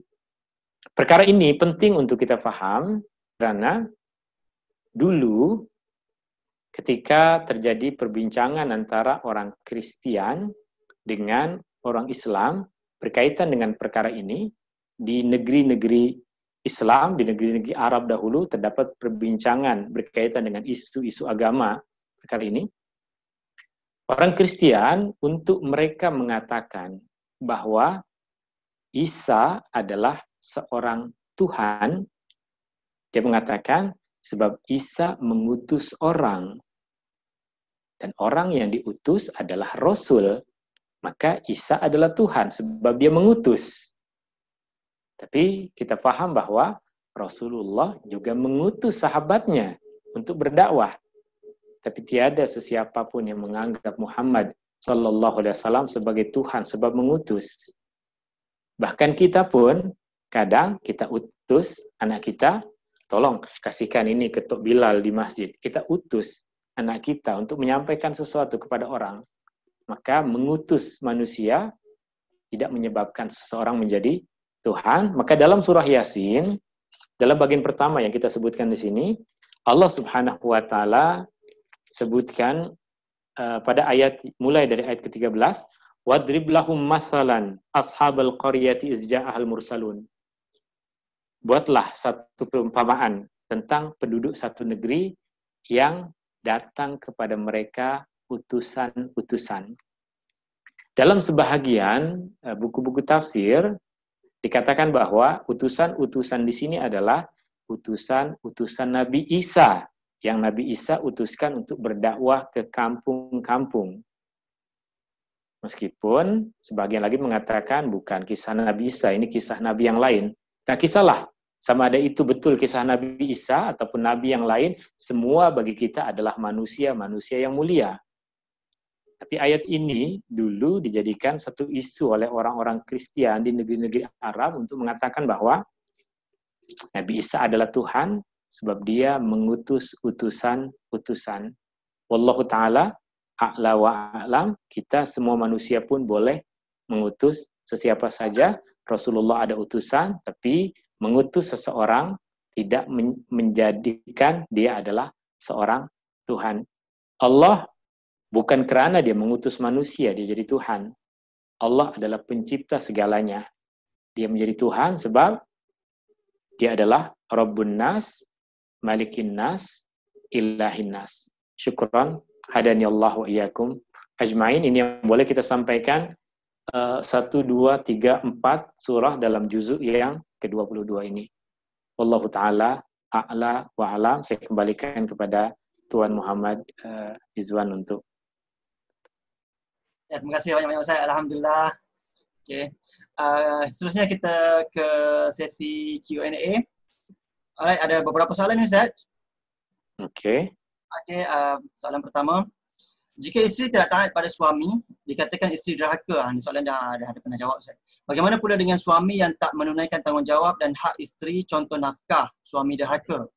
Adakah seorang isteri andai tidak taat sepenuhnya kepada suami disebabkan si suami tidak menunaikan hak nafkah dan tanggungjawab pada isteri? Betul. Ini pun satu isu yang pernah kita bincangkan satu masa dahulu, berkaitan dengan perkataan nusyuz yang ada di dalam Al-Quran. Ianya satu perkataan yang digunakan untuk lelaki dan digunakan untuk perempuan. Perempuan yang tidak menunaikan tanggung jawab dia sebagai seorang istri disifatkan dengan sifat itu. Demikian juga lelaki yang tidak menunaikan tanggung jawab dia sebagai seorang lelaki juga disifatkan sebagai lelaki yang memiliki sifat nusyuz. Maka dia keadaannya sama, lelaki dan perempuan. Adapun berkaitan dengan ketaatan, ini kerana Allah Subhanahu wa taala berikan tanggung jawab kepada suami untuk memimpin rumah tangga. Maka dalam keadaan apapun, jika ada pemimpin, maka yang dipimpin ini mesti taat pada perkara-perkara baik yang bersesuaian dengan ajaran agama. Adapun jika suami menyuruh melakukan sesuatu yang tidak sesuai dengan agama, maka tidak ada ketaatan dalam perkara itu. Jika suami katakan,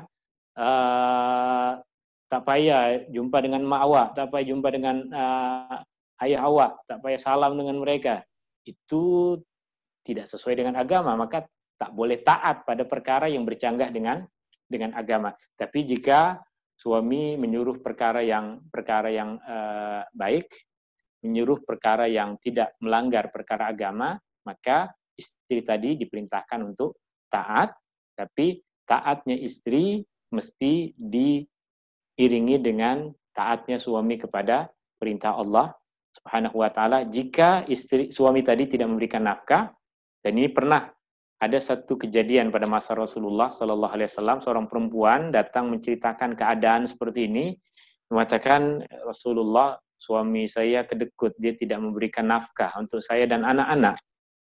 Dia banyak duit, tapi dia sembunyikan. Maka kata Rasulullah sallallahu alaihi wasallam, ambillah apa yang cukup untuk engkau dan ahli keluarga, senyap-senyap ambil. Ya, ini maknanya suami istri tadi melakukan perkara yang nampaknya macam kederhakaan, tapi hakikatnya mengambil apa yang patut menjadi hak mereka. Wallahu taala a'la wa a'lam. Ya. Terima kasih Ustaz. Seterusnya Ustaz, Ustaz, mengapa dari kecil kita ditekankan membaca Al-Quran tetapi tidak ditekankan atau ada kelas tafsir 30 juzuk Al-Quran?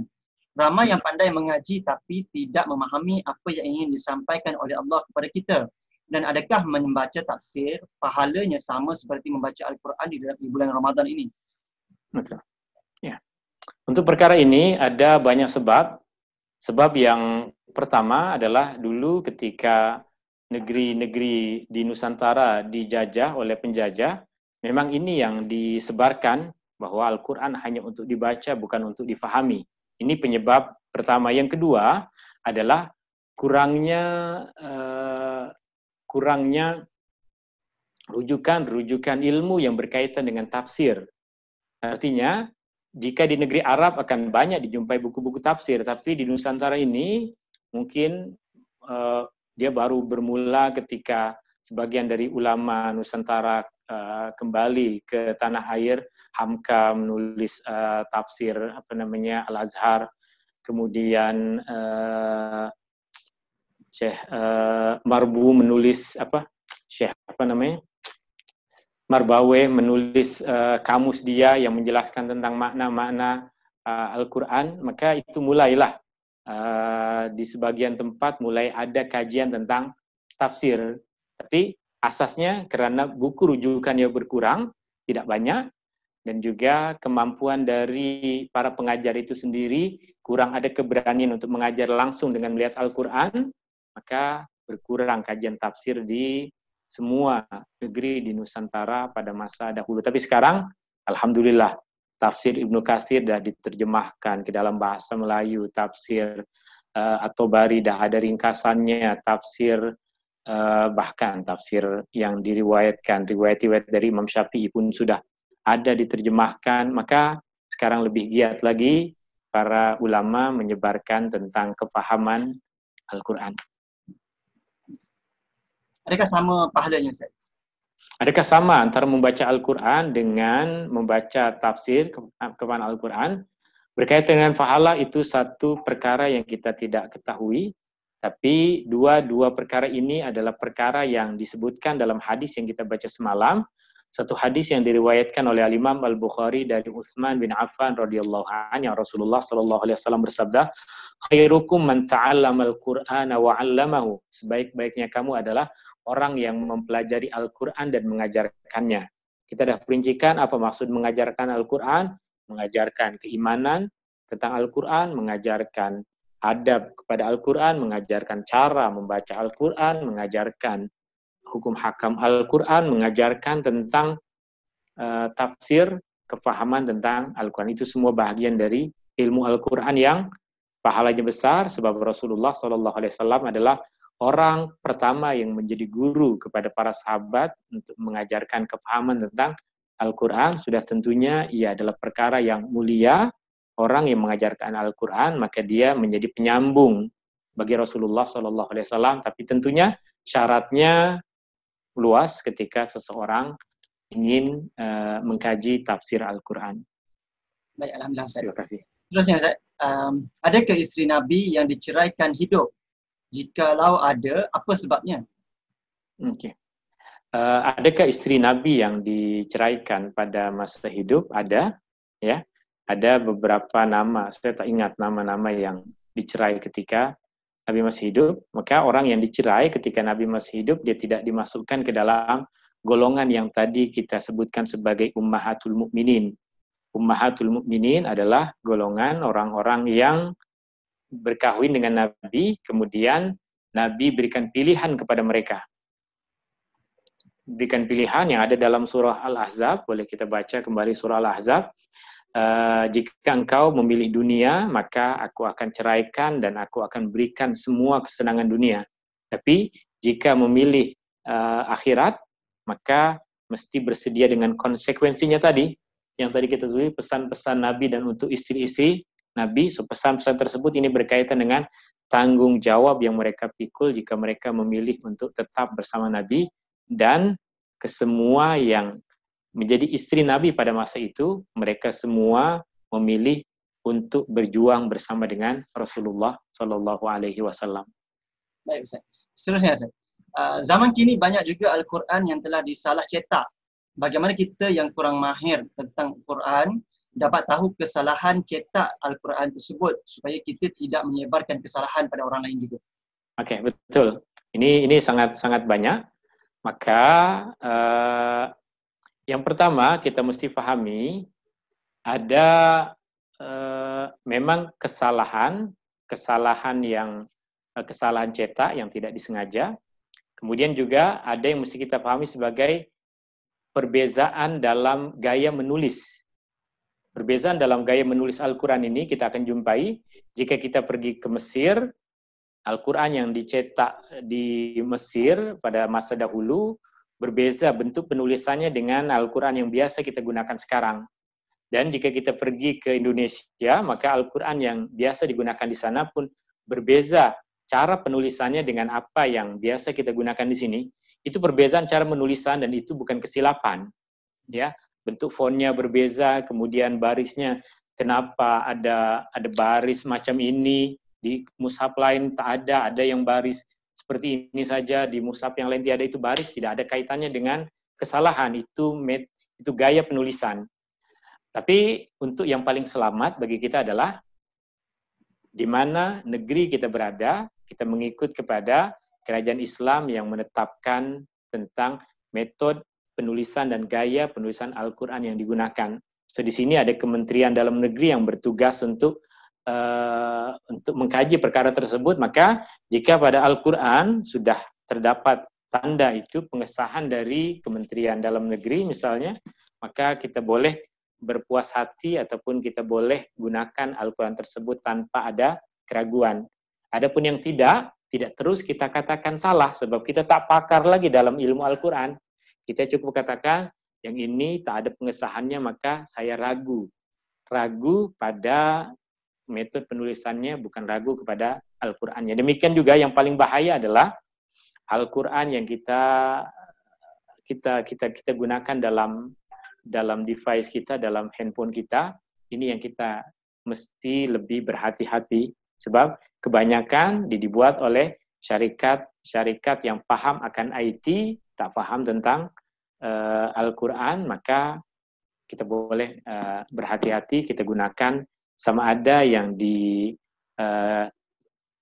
Jakim, saya rasa ada Al-Quran yang sudah dia approve berkaitan dengan apps nih, boleh kita gunakan itu sebagai panduan, atau jika sudah lebih pandai lagi, dia boleh tahu mana syarikat-syarikat yang memiliki latar belakang yang ada lajnah pentasihnya dan lain sebagainya, itu boleh membuat kita terjauh dari kesilapan tadi.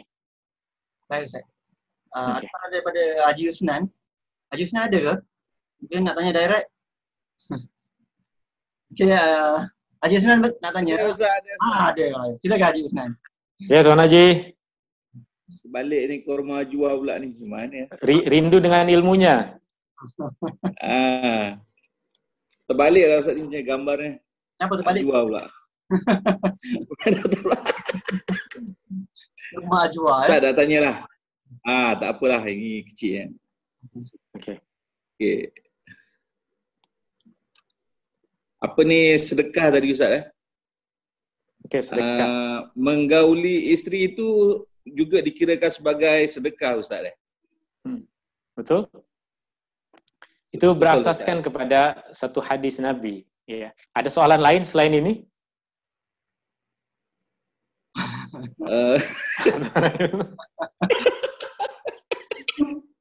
Awal sangat Pak. Tadi Ustaz, tak apalah, dia taruh tepi lah. So, Pak, okey, tak apa, sedekah lah. Okey Ustaz, anak saya panggil mak dia panggil mama, bukan Umi, boleh Ustaz? Tadi anak tuan panggil mama sekarang, bukan mama. Bapak dia pun panggil mama. Mak yang mana satu tuan? Allah. Yang paling muda lah. Oh, yang paling muda. Ya. Itu panggilan tak apa Ustaz. Okey. Panggilan tak ada aturannya dalam agama. Tak ada aturan mesti manggil umi, mesti manggil ibunda ke apa, itu bukan satu aturan dalam agama sebab dalam bahasa Arab pun mereka tidak menggunakan satu panggilan yang sama. Kadang menggunakan seperti yang tadi sebutkan, ummah, kadang ummi, kadang mama. Perkataan mama dan baba juga perkataan yang lazim digunakan oleh orang Arab sejak masa dahulu, bukan bahasa modern. Perkataan mama dan baba adalah perkataan yang biasa. Artinya itu tidak ada aturannya dalam agama. Jangan panggil dengan panggilan yang tak sopan, dah selesai. Jika disepakati memanggil ibu dengan panggilan bunga ke, memanggil ayah dengan panggilan bintang ke, dia memanggil ayah dipanggil dengan bintang ke, tak ada masalah, tak ada isu benda itu. Ya, jika perkara tersebut dikira oleh masyarakat sebagai benda yang cantik, benda yang sopan. Adapun soalan tadi, ini pernah disampaikan oleh Rasulullah SAW ketika Rasulullah SAW berbicara tentang isu sedekah. Sedekah adalah segala kebaikan yang manusia lakukan. Maka Rasulullah sampai menyebutkan wa fi bud'i ahadikum sadaqah, dan pada anggota tubuh kalian pun ada sedekah. Maka kemudian ada sahabat yang bertanya, ya Rasulullah, ayati ahaduna syahwatahu wa yakunu lahu fiha ajr? Ya Rasulullah, seorang manusia menunaikan syahwat yang ada pada dia dapat pahala juga. Rasulullah menjawab, ara'aita law wada'aha fi haram akan alaihi wizr. Tahukah engkau jika dia letakkan perkara itu pada benda yang haram, bukankah dia dapat dosa? Sahabat mengatakan, iya, dia dapat dosa jika lakukannya pada perkara yang haram. Fakadzalika, maka demikian juga, idza wada'aha fi halal, jika dia melakukannya pada perkara yang halal, kana lahu ajr, maka dia mendapatkan pahala. Tapi bulan Ramadan ini haram juga. 3 hari bulan Ramadan haram juga. Jadi tak dapat pahala, dapat dosa. Ya. Kalau malam boleh lah tuh. Jom bersedekah lah Ustaz. Ya. Tak boleh bersedekah itu siang hari bulan Ramadan, tak boleh. Ya. Sedekah ajwa boleh tadi tuh. Sampai ni boleh tambah sikit berkaitan dengan panggilan tadi. Mantap Ustaz, mantap. Suami memanggil isterinya mama ataupun ibu. Ataupun si isteri memanggil suaminya ayah. Ya, tak ada masalah jika kita memiliki kefahaman yang betul. Artinya ketika seorang suami memanggil istri dia mama, tentunya dia bukan maksudnya wahai ibuku, tidak, maksudnya adalah mama kepada anak-anaknya. Panggilan tersebut tidak sesuatu perkara yang dilarang. Yang dilarang adalah dia memanggil dengan panggilan yang menunjukkan dia mensifatkan istrinya sebagai ibu dia. Ya, wahai ibuku, memanggil istrinya dengan perkataan yang menunjukkan seperti itu sudah masuk dalam pembahasan zihar, maka istri tadi sudah menjadi haram ke atas suaminya sehingga dia membayar kafarah.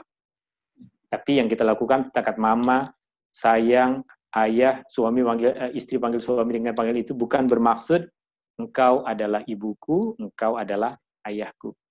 Wallahu ta'ala a'la wa a'lam. Syukran. Ustaz, satu lagi boleh? Okey, satu lagi tuan. Beza sedekah dengan zakat lah Ustaz. Okey. Zakat dengan sedekah. Beza. Lepas tu lagi satu berkaitan dengan zakat. Boleh ke zakat ni dibayar secara backdated? Secara apa? Backdated. Backdated. Tak faham Ustaz Betul macam ni Ustaz. Katakan patutnya zakat pada tahun lepas dibayar 2 tahun lepas. Dibayar awal ke dibayar akhir? Yang lambat. Mana yang tahun lepas tahun 2018 dibayar pada tahun ini. Okey. 2019 dibayar pada tahun ini. Saya faham. Sebab macam ni Ustaz, ada mufti lah. Kalau saya sebut ada mufti yang boleh dibayar macam tu, ada yang tempat tak boleh pula. Jadi saya nak tanyalah dia punya kefahaman tu. Saya faham soalannya, betul. Nah, yang pertama, perbezaan antara zakat dengan sedekah. Dua perkataan ini boleh digunakan untuk makna yang sama, boleh digunakan untuk makna yang berbeza. Sebab dalam Al-Quran, perkataan zakat dan perkataan sedekah terkadang digunakan untuk maksud yang sama. Sebab ada sedekah yang wajib, ada sedekah yang tidak wajib. Sedekah yang wajib itu yang kita namakan sebagai zakat. Sedangkan yang tidak wajib kita gunakan perkataan sedekah. Pada hakikatnya, dua-duanya adalah sedekah. Maka ayat yang menurunkan, ayat dalam surah At-Taubah yang menjelaskan tentang perintah zakat, Allah gunakan perkataan sedekah. Khuz min amwalihim sadaqatan tutahhiruhum wa tuzakkihim biha. Ambillah sedekah dari mereka. Ambillah sedekah, maksudnya ambillah zakat. Kerana zakat adalah sedekah, tapi sedekah yang wajib. Adapun membayar zakat tadi, saya rasa yang dibahas adalah berkaitan dengan orang yang ada hutang zakat. Orang yang ada hutang zakat, sama ada dia terlupa untuk membayar zakat tahun lepas, maka dia boleh dibayar sekali tahun ini. Ya. Dan yang ada isunya dan dibolehkan dalam agama adalah menyegerakan pembayaran zakat. Apa maksud menyegerakan pembayaran zakat? Misalnya, kita memang di dalam simpanan ada duit yang kita tak sentuh. Dalam simpanan ada 2 juta yang kita tidak sentuh. Maka dari 2 juta tersebut, kita sudah keluarkan zakat untuk 3 tahun misalnya. Maka 1 tahun, 2 tahun, 3 tahun kita tak payah bayar zakat lagi sebab sudah dibayar awal. Dan ini diizinkan oleh Nabi SAW ketika ada beberapa orang sahabat seperti Al-Abbas datang kepada Rasulullah, ya Rasulullah saya ingin bayar awal zakat saya, boleh kita? Kata Rasulullah, boleh. Maka dia bayar zakat untuk 2 tahun. Maka 2 tahun zakat dia bayar sekarang, maka 2 tahun dia tidak perlu lagi membayar zakat harta. Adapun yang lambat tadi, maksudnya adalah tak sempat bayar tahun lepas, kita bayar tahun sekarang. Adapun jika sengaja, maka dikira telah lalai. Jika sudah jatuh tempo untuk bayar zakat, kemudian dia tunda 1 bulan, 2 bulan, maka dikira sudah lalai, apalagi sudah jatuh sampai 1 tahun, maka dia sudah dikira sebagai orang yang cuai, orang yang lalai, tetapi kewajiban zakat tetap mesti dikeluarkan juga. Wallahu ta'ala a'la wa alam. Itu yang saya paham. Baik. Yusnan, ada lagi? Sikit tadi yang Ustaz jelas yang terakhir tu, apa yang saya, ini berlaku real Ustaz, sebab kita membayar tax, cukai pendapatan, dan ada yang kita bayar zakat untuk dia bolehkan menggantikan sebagai tax lah, cukai pendapatan. Jadi kita bayar cukai ni dia ada cut off date, potongan maknanya bulan yang ditetapkan, tarikh tamat dia. Untuk tahun lepas, kata biasanya kita ditamatkan pada bulan 6 tahun ni. Jadi, dia punya perbezaan tu kan, kalau tax tu dia ada cut off date dia, ikut tarikh tadi. Yeah.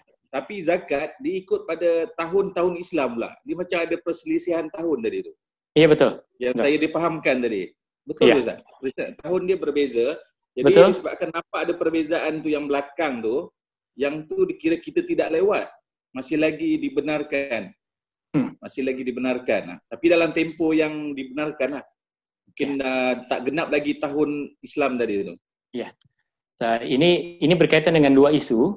Isu yang pertama adalah bilangan hari di dalam tahun Islam lebih pendek dibandingkan dengan bilangan hari dalam tahun Masehi.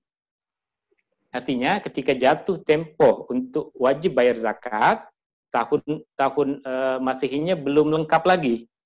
Artinya lebih kurang 11 hari ada keterlambatan. Maka keterlambatan 11 hari tadi tidak dikira sebagai kecuaian. Itu yang pertama. Tapi kemudian ketika kita ingin bayar zakat, kita tak semudah itu untuk keluarkan duit. Kadang perlu 1 bulan ataupun 2 bulan, sehingga ada keterlambatan lagi. Maka keterlambatan yang disebabkan bukan kesengajaan tadi tidak dikira sebagai kecuaian. Ini isu yang pertama. Isu yang kedua berkaitan dengan inisiatif sebahagian lembaga zakat untuk mengutip zakat pendapatan yang diambil setiap bulan, agar tidak dibayarkan zakat setiap tahun. Maka untuk zakat tahun ini sudah dibayar setiap bulan berasalkan dari potongan pendapatan tersebut. Dan zakat yang ini itu pun sama, nanti tahunnya belum genap, zakatnya sudah keluar. Yang mungkin akan membuat kita beranggapan zakat tahun ini kita ambil dari tahun lepas. Karena ketika kita ingin membuat laporan untuk teks tersebut, kita akan kumpulkan semua bukti-bukti yang kita telah bayar zakat. Pada hakikatnya, zakatnya telah dibayar lama, cuma bukti pembayarnya itu saja yang kita ambil di akhir tahun untuk kita dapat pelepasan cukai misalnya. Maka tetap zakatnya dinamakan sebagai zakat muajjal, zakat yang disegerakan pembayarannya, bukan zakat yang lambat. Jika bentuknya macam itu. Wallahu ta'ala a'la wa alam. Baik. Okey, Wan, InsyaAllah. Okey. Alhamdulillah. Alhamdulillah. Ya, kita dah sampai ke penghujung. InsyaAllah Ustaz berikan penutup untuk hari ini insyaAllah dan lebih sampaikan doa. Silakan. Okey.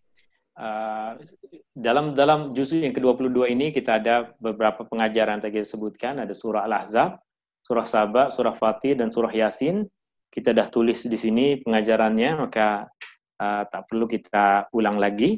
Kita minta kepada Allah Subhanahu wa taala memberikan kepada kita ilmu yang bermanfaat. Bismillahirrahmanirrahim. Alhamdulillahirabbil alamin. Allahumma inna nas'aluka ilman nafi'a wa rizqan thayyiban wa amalan mutaqabbala. Allahumma inna nas'aluka ilman nafi'a wa rizqan thayyiba wa amalan mutaqabbala. Ya Allah, berikanlah kepada kami ilmu yang bermanfaat. Ya Allah, berikanlah kepada kami rizki yang halal dan baik. Ya Allah, kurniakanlah kepada kami amal ibadah yang Kau terima. Rabbana atina fid dunya hasanah wa fil akhirati hasanah wa qina adzabannar. Wa sallallahu ala nabiyyi Muhammadin walhamdulillahi rabbil alamin.